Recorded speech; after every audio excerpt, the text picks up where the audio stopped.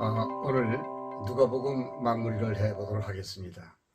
이 누가복음은 사역을 통해서 예수께서 당신 자신이 구약에 언약되고 예언된 메시아라는 사실을 증거하시는 내용인데 세 개의 주제로 되어 있어요. 하나는 아들 사역으로 증거하는 것이고, 또 하나는 나라 사역으로 증거하는 것이고, 마지막 하나는 대속 사역으로 증거하는 것입니다.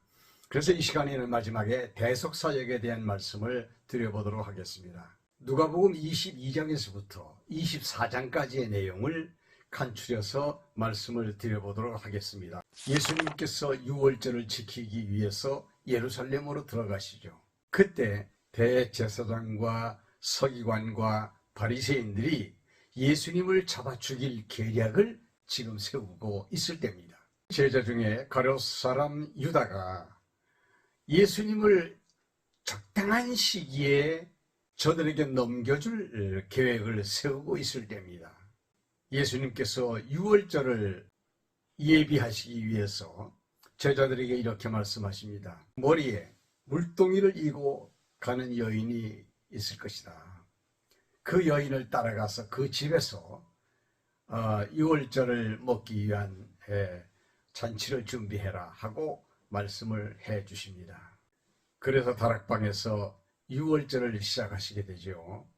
이렇게 해서 구약의 유월절의 실체이신 예수 그리스도가 당신 자신이라는 사실을 떡을 가지고 잔을 가지고 제자들에게 나누어 주시면서 가르쳐 주시지요. 그때 마침 제자들이 누가 크냐라고 하는 변론이 이제 벌어지고 있을 때입니다. 예수님께서 말씀하기를 이 세상에서는 높은 자가 섬김을 받지만 하나님의 나라에서는 높은 자가 섬기는 자가 된다고 가르쳐 주십니다. 시몬 베드로에게 그의 그 연약함을 통해서 앞으로 배신할 것에 대한 것을 언급을 하시면서, 그렇지만 네가 돌이킨 후에 네 형제들을 굳건하게 해주어라 라고 권면을 해 주십니다. 예수님 벌써 이 전개되어지는 이 상황 자체를 이미 다 꿰뚫고 계시는 거죠. 그러시면서 감람산으로 제자들을 데리고 가서 기도를 하시죠. 밤새도록 하나님 앞에 기도하십니다. 이 잔이 내게서 그냥 지나가게 해주시옵소서라고 기도하죠. 그러나 나의 원대로 마시고 아버지의 원대로 되기를 원합니다 라고 기도하십니다. 무슨 말입니까? 창세전에 작정하신 하나님의 뜻대로 모든 일들이 진행되어져 가기를 원하셨던 거죠. 기도가 깊어지고 예수님의 얼굴에서 흐르는 땀이 핏방울처럼 고통스러울 때 저쪽에서 가룟 유다가 올라와서 예수님께 키스를 하면서 배신을 때립니다. 그때 베드로가 칼을 뽑아가지고 대제사장의 종의 귀를 자르지요. 예수님께서 베드로야 이것까지 참아라. 그러나 지금은 너희의 때여 어두움의 권세라. 이렇게 말씀을 하십니다. 예수님은 붙잡혀 가시게 되죠. 이게 이제 대속 사역을 위한 제물로서의 예수님의 모습을 보여주시는 겁니다. 그날 밤에 베드로는 3번 정확하게 예수가 누구인지 나는 모른다고 부인을 하게 되고요. 예수님을 무리들이 희롱하고 때리고 욕하고 공회로 끌고 가서 네가 그리스도냐라고 신문을 받습니다. 너희들이 믿지 않으니까 내가 더 이상 말하지 않겠다고 예수님께서 말씀하십니다. 결국 공회에서 예수님을 죽여야 된다고 결론을 내리고 빌라도에게 보내줍니다. 예수 그리스도를 인계받은 빌라도가 아무리 생각을 해도 이 사람은 로마법에 의해서 사형을 시킬 만큼 죄가 없다는 것을 알게 됩니다. 그의 부인이 여보 내가 지난밤에 꿈을 꿨는데 이 사람 때문에 엄청 시달렸습니다. 이 사람의 일에 관여하지 마세요 하고 귀뜸을해주고 갑니다. 빌라도가 고민할 수밖에 없는 거죠. 백성들은 소리를 지릅니다. 요즘 데모하는 사람들의 분위기를 보면 죽여 죽여 죽여 라고 말했겠죠. 그 기세가 대단했어요. 그러니까 빌라도가 이러다가는 이 데모가 격화되어서 밀란이 일어날 것 같다고 하는 위협을 느꼈던 것 같습니다. 그러면서 빌라도가 하는 말이 군중들을 향해서 이 사람은 죄가 없다.